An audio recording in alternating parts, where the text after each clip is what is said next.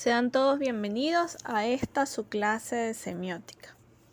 Bien, la clase de hoy o el tema de hoy es semiótica, cultura y sociedad. La semiótica es una disciplina que estudia los procesos de significación y comunicación en la cultura y en la sociedad. Según Umberto Eco, la cultura es un fenómeno de significación y comunicación, y la semiótica cubre todo ese ámbito. Entonces, por eso hay una relación. Existe un teórico de apellido Pérez Grajales en el año 2001 que menciona la existencia de una semiótica social influenciada por los significados culturales e ideológicos. También tenemos el teórico Umberto Eco, que llegó al punto de observar los signos que se introducen en la vida social.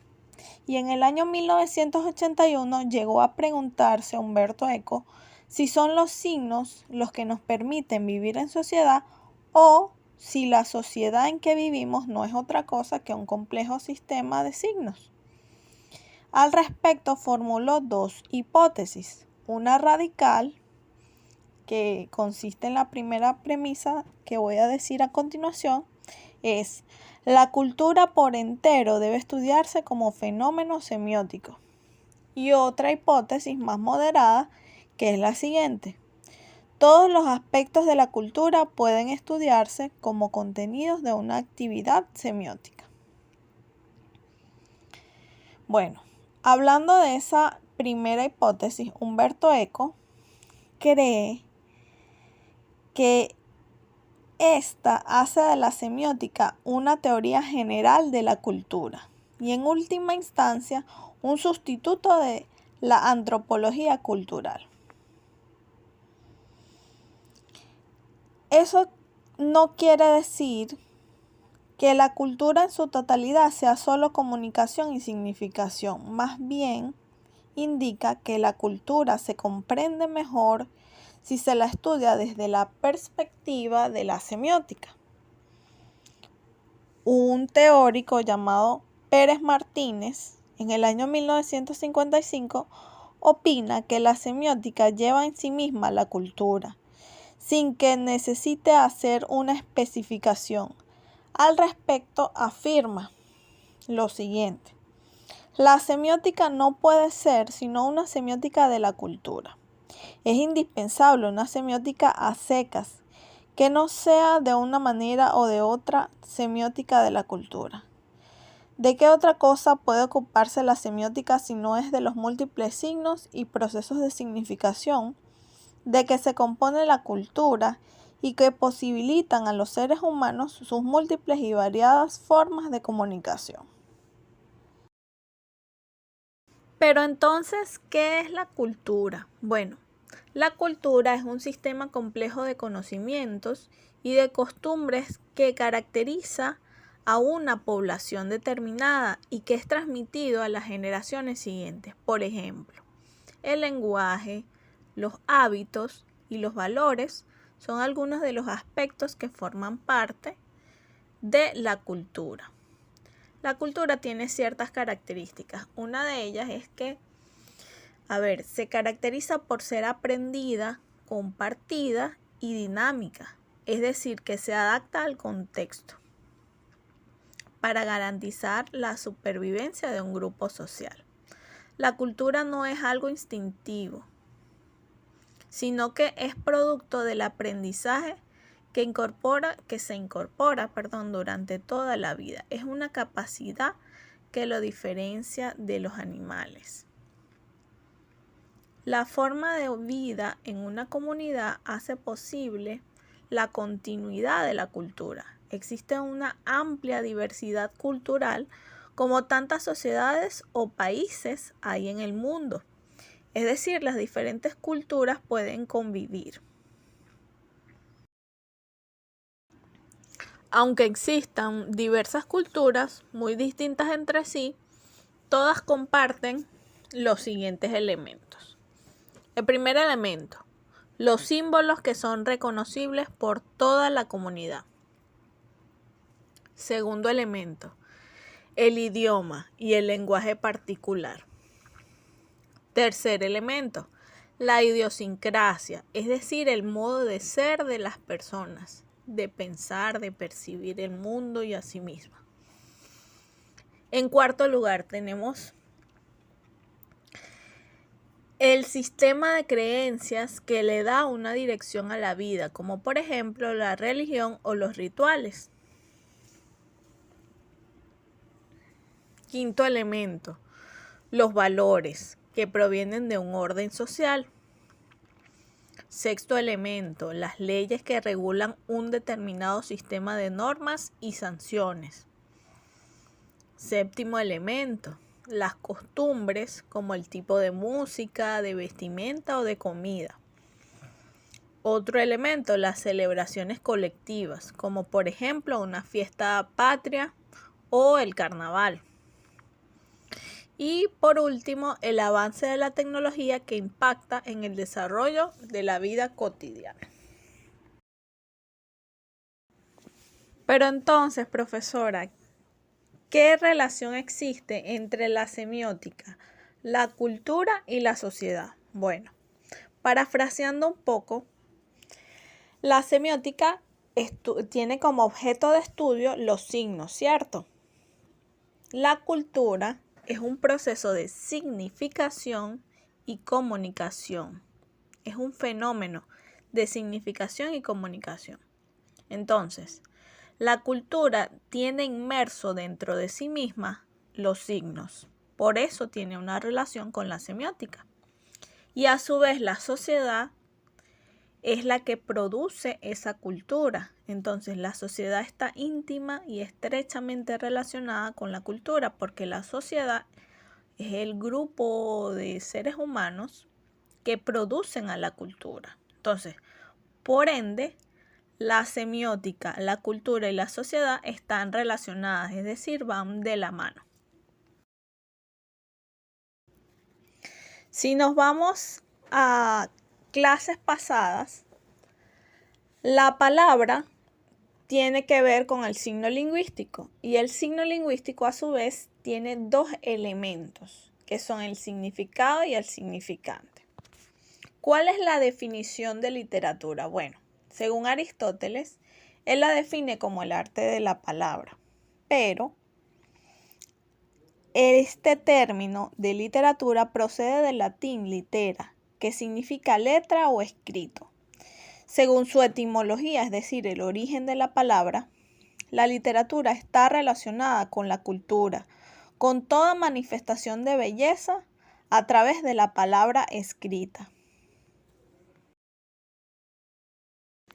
Cuando digo que la literatura está relacionada con la cultura, porque es manifestación de belleza a través de la palabra escrita, de esa manera se dejaría fuera la que nos ha llegado por medio de la vía oral. Por eso, en la actualidad, la literatura abarca tanto la producción escrita como la oral, pues esta es la primera manifestación literaria del ser humano. La literatura es un arte y el arte es un fenómeno social que comprende diversas formas de expresión a través de una estatua, una pieza musical, el baile, la palabra, cuadros, representaciones teatrales, entre otras.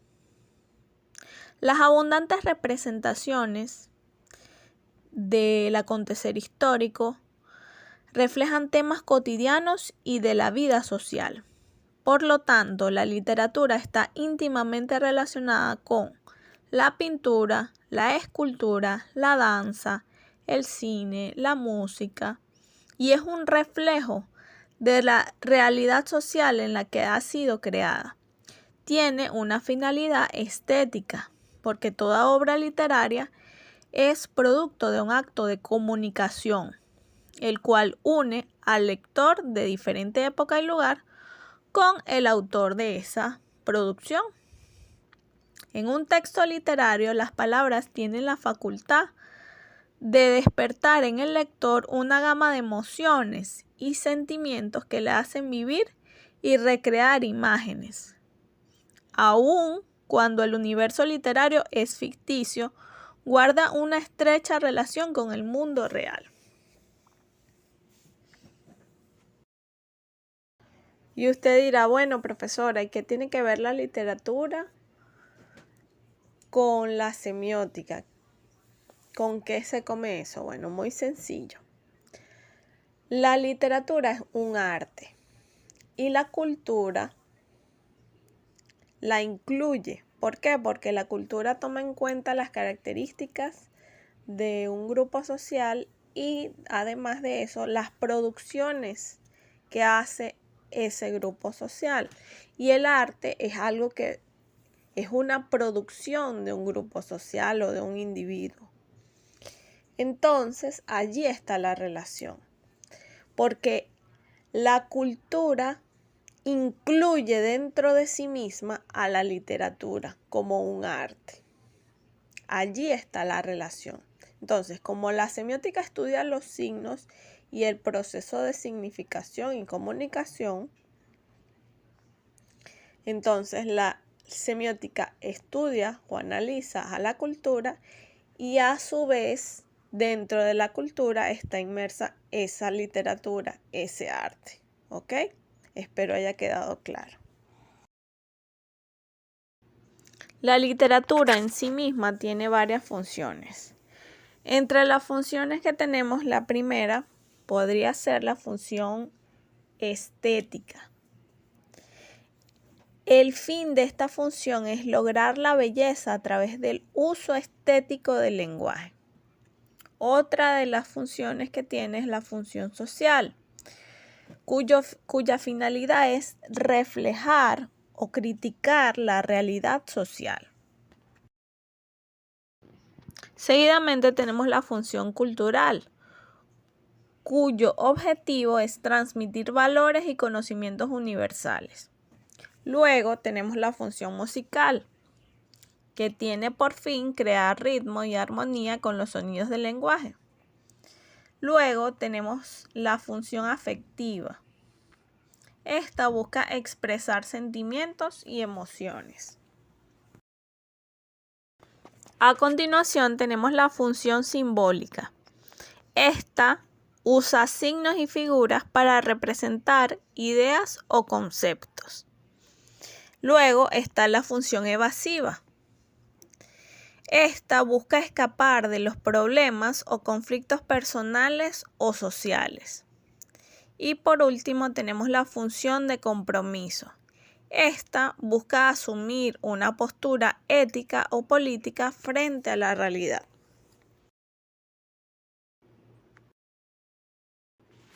Existe algo llamado las figuras literarias. Bueno, ¿y qué es eso de las figuras literarias?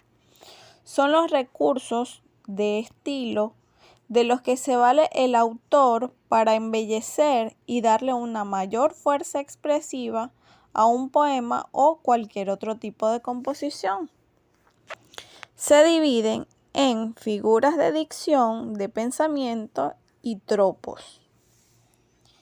Bueno, ¿qué es eso de figuras de dicción? Las figuras de dicción son conocidas también como figuras de palabra. Se caracterizan porque si se cambia el orden de las palabras, se destruye la figura. Entre las más conocidas tenemos las siguientes: el epíteto, el hiperbatón y la anáfora. Esas tres son figuras de dicción.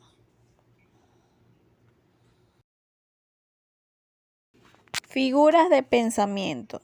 Estas son las figuras que, aunque se altere el orden de los elementos, no cambia el sentido de la expresión. Son completamente connotativas. Entre ellas tenemos la onomatopeya, la prosopopeya, la hipérbole, la antítesis, la ironía, la paradoja y el símil. Por otro lado tenemos las figuras de los tropos. Su significado procede del griego y significa cambio. En realidad es el cambio de notativo a uno connotativo, que se da por relaciones de analogía en las cuales hay una sustitución de una idea con el nombre de otra. Los tropos cambian el significado esencial de la palabra. Por lo tanto, se debe distinguir del significado propio del uso común de una palabra y su significado de traslación determinado por el significado general del contexto en el que se está empleando. Por ejemplo, el significado literal o denotativo de la palabra luceros es un astro brillante. Sin embargo, su significado de traslación de acuerdo a un contexto más general es el de ojos. Los tropos anulan el significado propio de la palabra, tienden a darle uno de valor emotivo, ¿ok? Entre las primeras figuras literarias que tenemos, contamos con el epíteto. El epíteto es un adjetivo que se emplea para atribuirle cualidades al sustantivo al que acompaña. Por ejemplo, Simón Bolívar es un nombre, por lo tanto es un sustantivo, ¿verdad? Pero si yo en lugar de decir Simón Bolívar digo el Libertador, estaría utilizando un epíteto. ¿Cuál es el epíteto? El Libertador. ¿Y a quién se refiere? A Simón Bolívar. Porque le está dando la cualidad a ese sustantivo. ¿De cuál es la cualidad? Bueno, de ser alguien que dio libertad. Otro ejemplo pudiera ser el fresco viento, porque puede ser diferentes temperaturas de viento, pero en el caso de este epíteto, que es fresco, está dando la cualidad de que el viento es fresco, que no es caluroso ni frío, sino fresco. Y así millones de ejemplos. Por otro lado, tenemos el hiperbatón. El hiperbatón es una figura literaria en la que se altera el orden convencional de las palabras por razones expresivas. En el caso de la poesía, para ajustarlo a la métrica, el ritmo o a la rima de la frase. Por ejemplo, si mal no recuerdo, para referirse a si no recuerdo mal. Un ejemplo de un poema de Gustavo Adolfo Bécquer. Dice así: del salón en el ángulo oscuro, de su dueño tal vez olvidada, silenciosa y cubierta de polvo, veíase el arpa. Ve, altera el orden en el que normalmente se dijesen las palabras como para que suene un poco más elegante y para que rime, para que concuerde el sonido. Por otro lado tenemos la anáfora, que consiste en la repetición rítmica de determinados sonidos o palabras al principio de un verso o de una frase. Por ejemplo, aquí todo se sabe, aquí no hay secretos. Vemos cómo se repite aquí en la primera frase y aquí en la segunda frase. Otro ejemplo sería: ni esperanza fallida, ni trabajos injustos, ni pena inmerecida. Aquí se repite el fragmento ni y ese fragmento completo corresponde a un poema que se llama En paz, del autor Amado Nervo. Además tenemos la onomatopeya.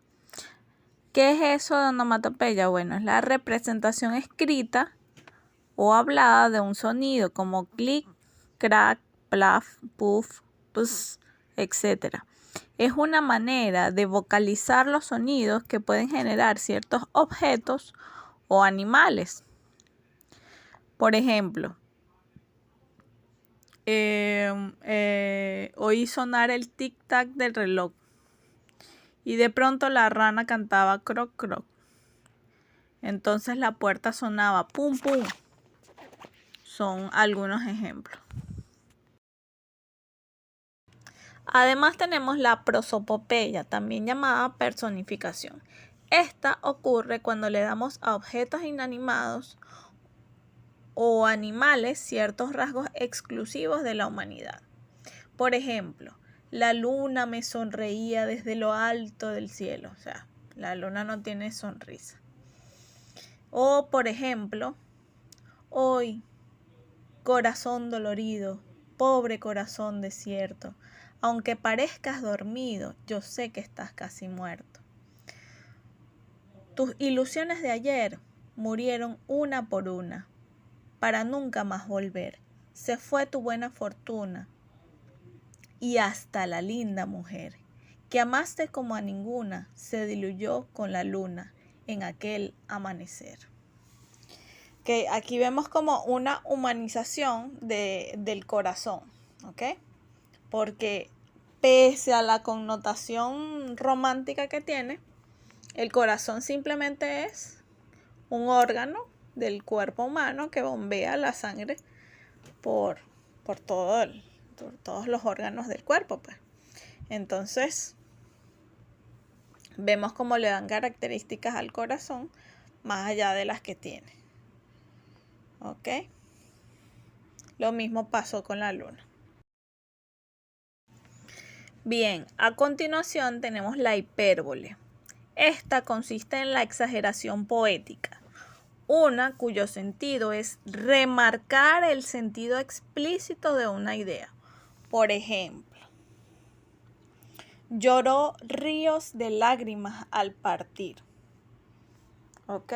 Se refiere a una persona que lloró mucho. O sea, es una exageración, pero poética, como bonita, como romántica. ¿Ok? Otro ejemplo puede ser, te pedí disculpas 1000 veces. Esa es una manera de explicar que se pidió disculpas de una manera reiterada. Otro ejemplo puede ser, te amo hasta el infinito y más allá. ¿Ok? Eso expresa un amor sin fin. Por otro lado, les presento a la antítesis. La antítesis es una figura retórica o literaria que consiste en contraponer dos términos complementarios y opuestos. O sea, dos frases o dos conceptos que se oponen abiertamente, pero que al mismo tiempo no pueden existir el uno sin el otro. Esta figura es típica de la poesía, ya que suele producir resultados de mucho impacto estético o expresivo. ¿Okay? Porque hacen contraste con las palabras. El vocablo antítesis proviene de las raíces griegas anti, que significa contra, y tesis, que significa posicionamiento, y ha sido abundantemente empleada por los poetas a lo largo de la historia. También es empleada en filosofía como la negación o contraafirmación de una tesis determinada, que abre camino hacia una refutación. ¿Ok? Un ejemplo de antítesis es el siguiente fragmento de un poema de Sor Juana Inés de la Cruz. Y dice así, Feliciano me adora y yo le aborrezco. Lizardo me aborrece y yo le adoro. Por quien no me apetece ingrato, lloro. Y a quien me llora tierno, no apetezco. Otro ejemplo puede ser, qué cansancio, ni gozo ni padezco. Entre el hoy y el mañana, siempre un mismo horizonte, en una misma senda, sin fin y árida. De Luis Urbina, es ese fragmento. En el primer ejemplo, en el de Sor Juana Inés de la Cruz, tenemos dos ideas que se oponen. Por eso es una antítesis. En la primera parte dice, Feliciano me adora y yo le aborrezco. tenemos que Feliciano simpatiza por ella, pero ella no le gusta, le desagrada a Feliciano. Entonces está en el agrado y en el desagrado, dos ideas opuestas. Uno me gusta y el otro no. ¿Ok? En el segundo poema está el hoy y el mañana, o sea, el presente y el futuro. ¿Ok? Esas dos ideas se oponen, porque si pensamos demasiado en el futuro o en el mañana, nos perdemos de vivir y construir el presente. Entonces ahí tenemos esas antítesis que se oponen. A continuación tenemos la ironía. La ironía es una forma de dar a entender algo expresando lo contrario de lo que se quiere decir o se piensa. Es una figura retórica que se utiliza para transmitir un significado diferente al sentido literal de las palabras, con el fin de crear un efecto humorístico o crítico. La ironía es, por lo tanto, una forma de burla para denunciar, criticar o censurar algo, pero sin expresarlo de manera explícita o directa, sino dándolo a entender. La ironía además implica cierto tono de voz y postura corporal mediante los cuales busca caracterizar o enfatizar más la verdadera intención de lo que se dice.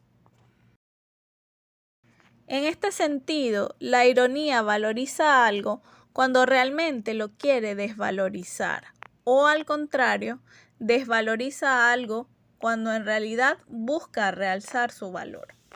Tenemos el ejemplo de ¡ay, pero qué buen bailarín eres! Se refiere obviamente a alguien que no sabe bailar. Adicionalmente a los otros recursos tenemos al de la paradoja. Como paradoja se designa un hecho o una frase que parece oponerse a los principios de la lógica. La palabra como tal proviene del latín paradoxa, plural de paradoxon, que significa lo contrario a la opinión común. Este a su vez viene del griego paradoxa, plural de paradoxon, que podría traducirse como inesperado, increíble o singular. En este sentido, una paradoja puede ser un hecho que en apariencia es contrario a la lógica. Por ejemplo, ya nadie va a ese lugar. Está siempre lleno de gente. Ese enunciado es falso. Como tal, la paradoja puede dar la impresión de oponerse a la verdad o de contradecir el sentido común. No obstante, la paradoja no encierra una contradicción lógica, tan solo la aparenta. ¿Ok? Por ejemplo, ¿por qué si hay infinitas estrellas el cielo es negro? ¿Ok? Esa es la paradoja de Olbers. Otro ejemplo de paradoja puede ser la siguiente frase. Solo sé que no sé nada.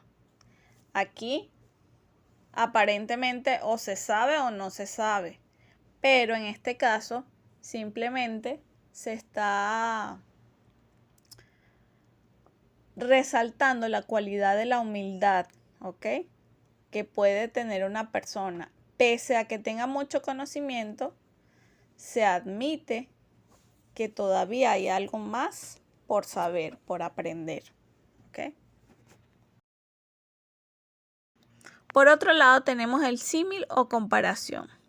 El símil es una figura literaria o retórica que consiste en la comparación de dos términos que comparten una cualidad.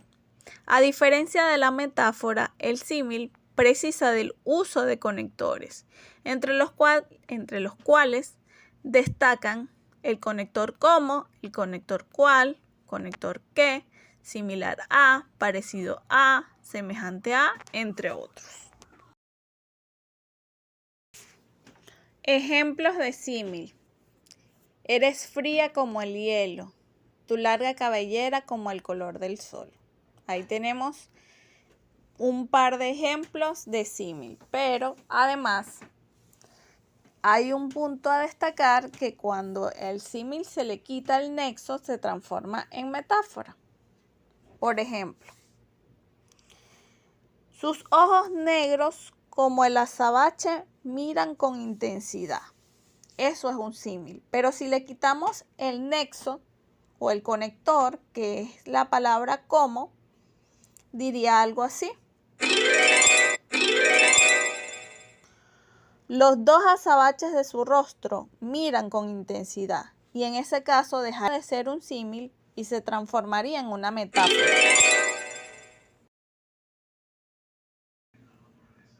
Además tenemos metáfora. Es un tipo de tropo o figura literaria que traslada el significado de un concepto figurado a otro real, estableciendo una relación de semejanza o analogía entre ambos términos. Las metáforas son palabras cuya asociación es sugerida o convocada en un texto. Esta asociación produce relaciones que redimensionan el significado literal de las palabras. Un ejemplo de metáfora es el siguiente. Rompe el alba el botón de la mañana. ¿A qué hace referencia esa frase? Bueno, si el alba es el amanecer, ¿qué será el botón de la mañana? Bueno, hace referencia a qué más, al sol.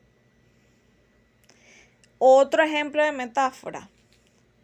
Era su cabellera oscura hecha de noche y dolor. Eso es un poema que se llama Canción de Otoño y Primavera y el autor es Rubén Darío. En ese poema se relaciona el color del cabello con la oscuridad de la noche. Ahí tienen otra metáfora de asociación. ¿Okay?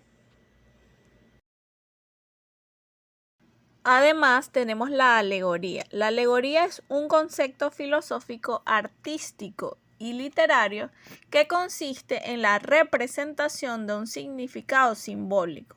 La palabra alegoría es de origen latino. Proviene del latín alegoría, que se traduce en hablar de manera figurada. Como figura literaria, la alegoría representa una metáfora ampliada, es decir, una comparación en sentido figurado que se extiende a lo largo del texto. Hay ocasiones en que las alegorías describen conceptos mediante atributos y rasgos de personas. Se asemejan a la personificación o prosopopeya.